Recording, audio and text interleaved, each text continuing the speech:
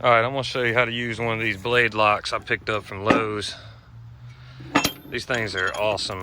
If you've ever had difficulty changing a lawnmower blade on a riding mower or a push mower, I don't use car ramps or nothing. Look, check this out. You just slide this back, find the blade underneath, you know, maybe wear a pair of gloves.